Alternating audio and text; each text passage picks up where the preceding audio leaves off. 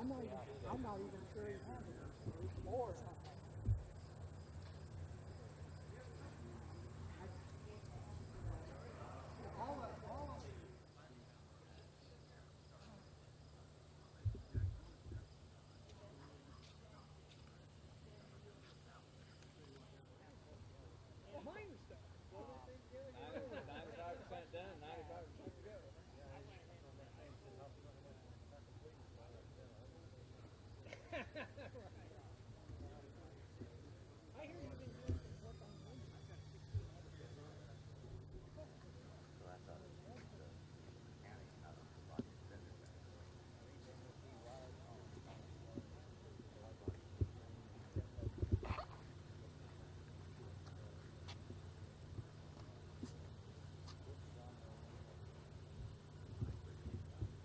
I'll make you a package deal. I'll tell you $4. $500, 4 for 5. No, I know what they're worth now. I'll have to keep one out.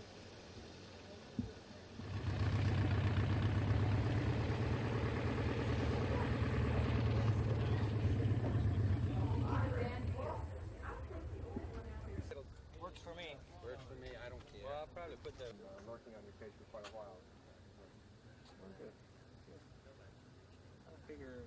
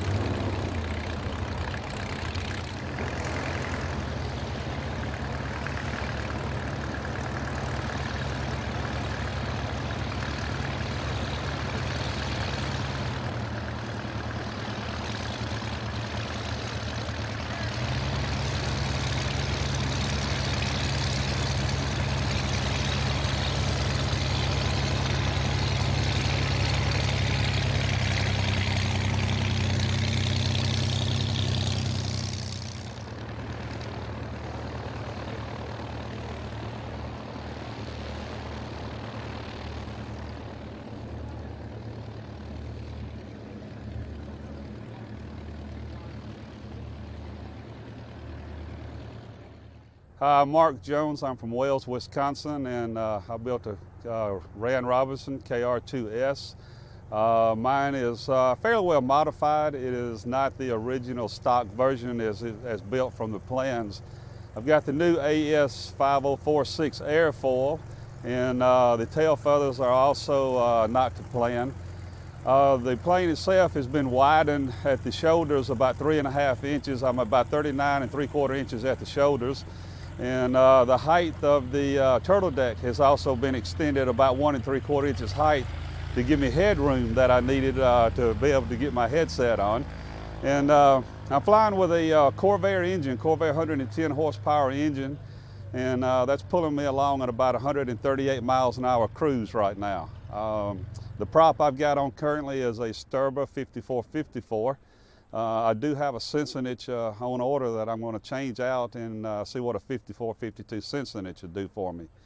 The plane flies great. I have flown it hands off for 5 minutes at a time without touching the control stick.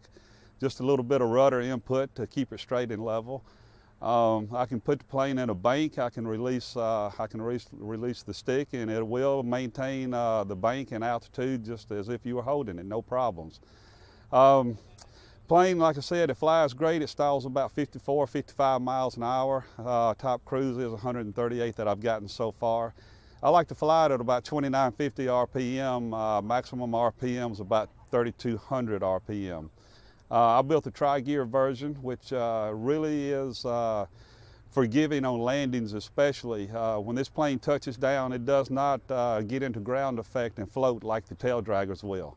Once the wheels touch, it sticks, which is very nice. I like that feature about it. And I guess that's about it. I don't know a whole lot of other conversions I've made. I do have the Dragonfly canopy on there, and as you can see, I cut the side of the canopy and made it a gull wing door.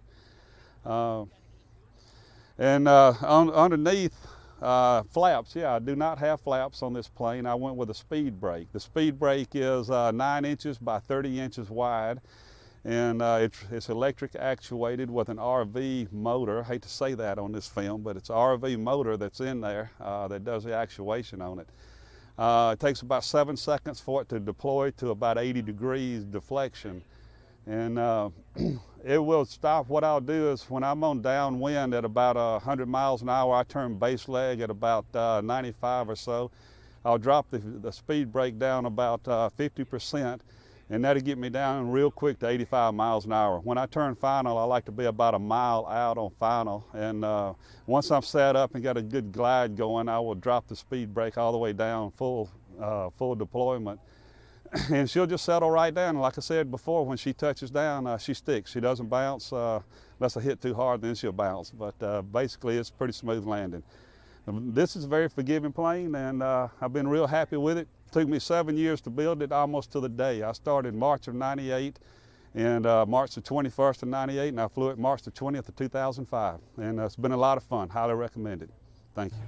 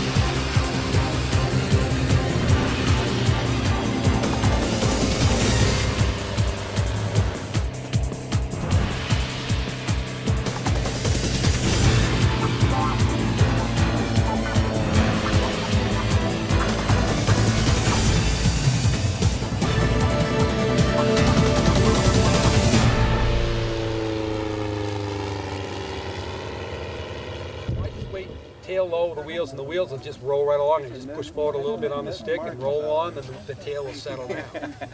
Very easy to control on the ground when you do it like that. It's not hard. It doesn't handle hard to go all on the ground. How does it, is it just normalized pretty much? Or is it... I can boost it anytime. We use some boost for takeoff and normalize it up on top. How you doing? Or if I'm playing around, I can crank it. They sent it and put the hardened seats in it and the new guides. Yeah. It had improvement at that time, you know. Yes, the new crank in it. Yeah. Around, get to the lower way. And then I just screw it in and it just sucks right up. So I have nothing hanging out, no screws hanging out. It's just nice and clean. That is nice. I wondered how you keep it. Now, is this running this switch right here? It'll switch from one ignition to the other, and they all run through this.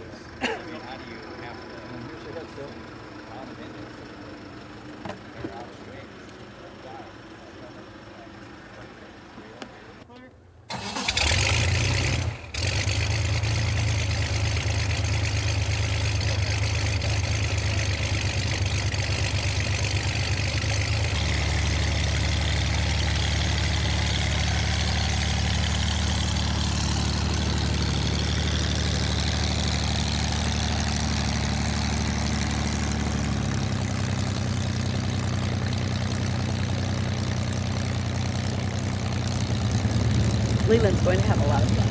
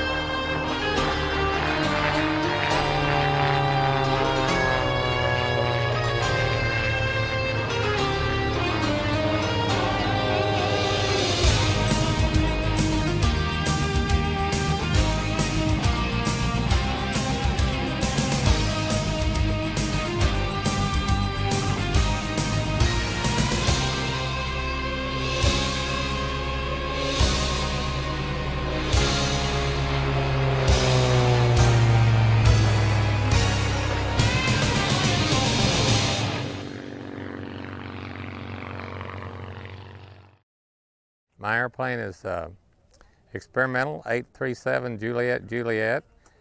The JJ stands for Jack and Joyce. My wife is named Joyce, and she helped me a lot in the work on it. She gave me a lot of encouragement.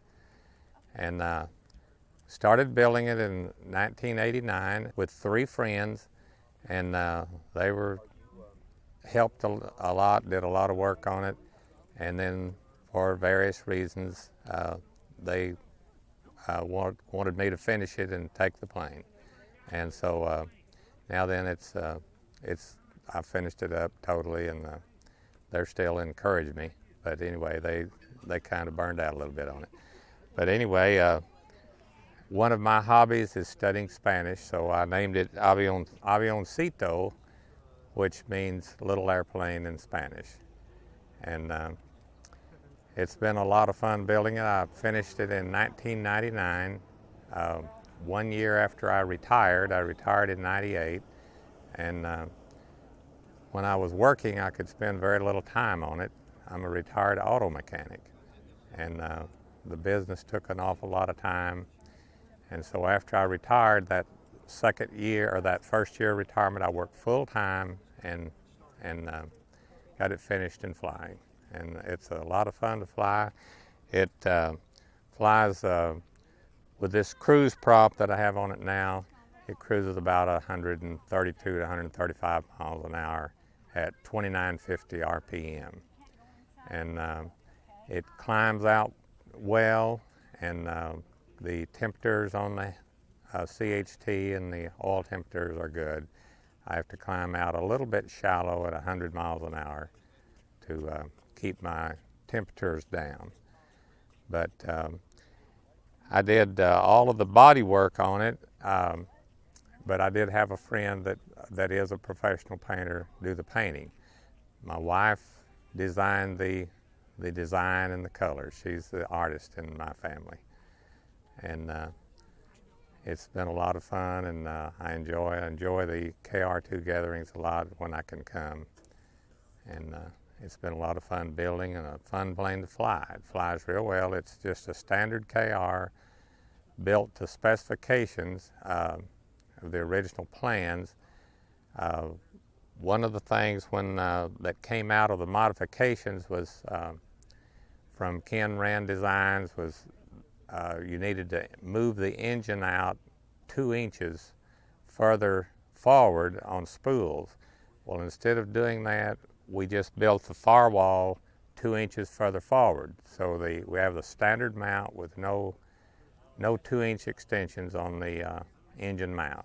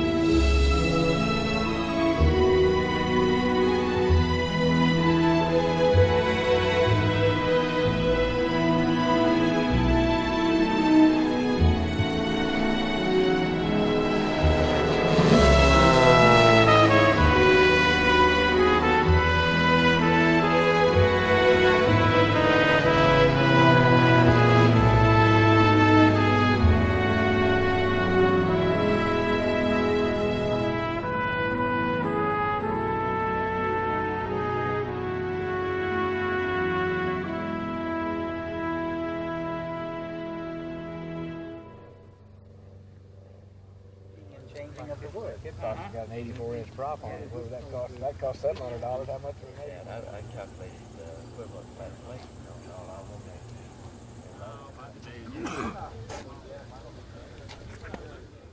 Yeah, I didn't have time to do a couple things. Well, if you would have not done it that way, you wouldn't have got as good as he.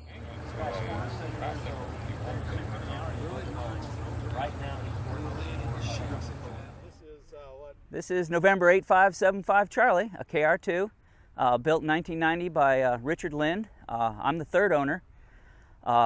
It was put together beautifully. Richard Lind really did a good job in building this. It's on the cover of one of the older KR newsletters, so you've seen it before. It used to be a tail dragger. It was too much for me, so I converted it to tri-gear. It's got speed brake and flaps with the RevMaster 2100 with the RevFlow carburetor. I'm getting about 5.5 gallons an hour. Speed without the wheel pants right now is between 100 and 110 knots. If I cleaned it up a little bit more, I think it would go faster. My biggest problem with it is ignition noise over the radios there. It just haven't been able to get rid of that, but it flies really well. It's getting to where I'm comfortable flying with it. I've got about 25 hours on it myself. I estimate there's probably about 150 hours, maybe 170 total time on it. When I got it, it had 350 on the Hobbs meter. The Hobbs has since died and been replaced. I converted it to the Dan Deal gear. It has, I had to cut into the tanks. It had 6-gallon wing tanks. Now it's down to 5-gallon wing tanks. So I have a total of 22 gallons an hour. So it can go a good way without refuel. I've got a Garmin GPS Pilot 3 that is just helps situational awareness. I have it hard mounted on the left side of the canopy there, so it's right at eye level. It just makes everything so much more safe, I believe. There, you know, I don't know how they did it before that. I've had to do the VOR thing, but any GPS that you can get is definitely good.